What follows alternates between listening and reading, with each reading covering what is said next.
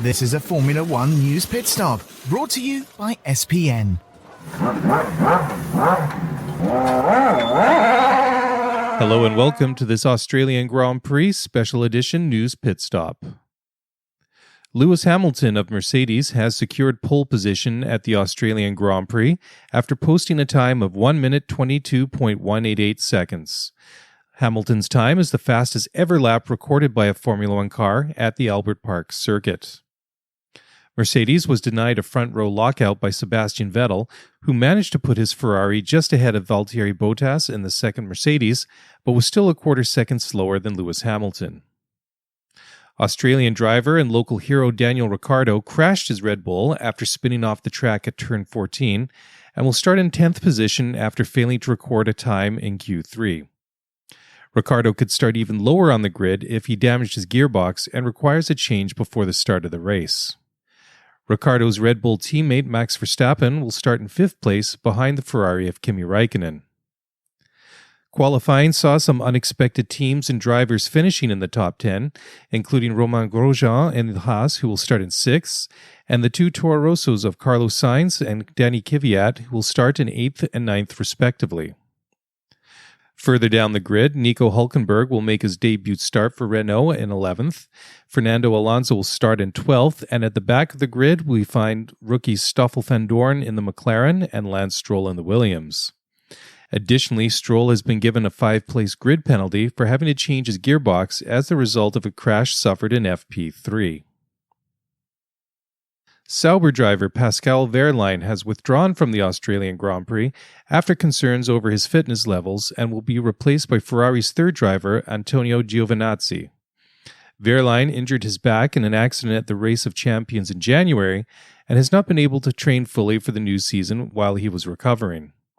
Sauber team principal Manisha Kaltenborn said that the team fully expects Wehrlein will be fit and ready for the Chinese Grand Prix at Shanghai in 2 weeks' time. Haas F1 does not know if they'll be able to use their T-wing after they were told to remove it after the second practice session.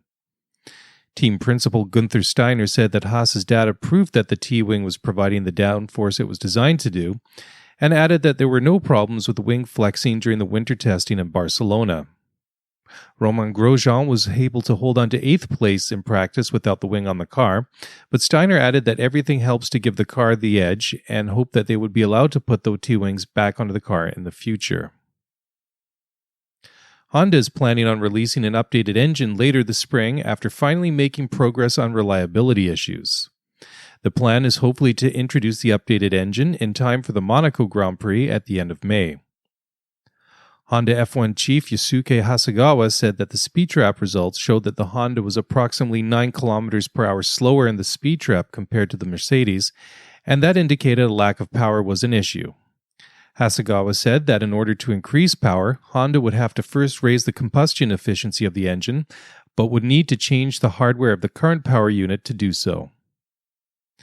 McLaren executive director Zak Brown said that the team is encouraged by Honda's progress, but added that the speed is still not where McLaren wants it to be. The FIA is planning to use the first 2 races of the 2017 season to assess how the new regulation cars will affect the operation of the DRS system. F1 race director Charlie Whiting said that winter testing could provide only so much information, and that Melbourne is not a suitable place to make a decision on how the cars will affect DRS. Whiting will make a decision after assessing all the data after the Chinese Grand Prix in April.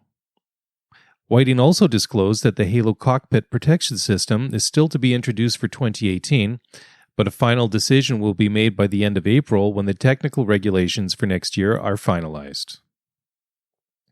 And finally tonight, the Formula One social media revolution under new owners Liberty Media has been extended into race weekends.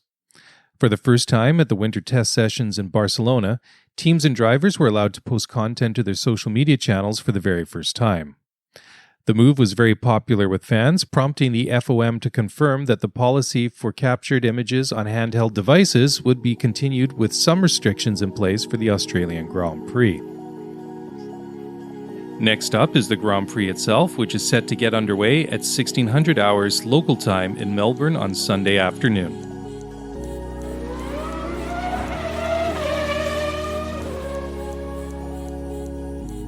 Thank you for listening to this Formula One News Pit Stop on SPN. Be sure to listen to the Scuderia F1 podcast with Mark Daly and Kevin Laramie after every Grand Prix weekend.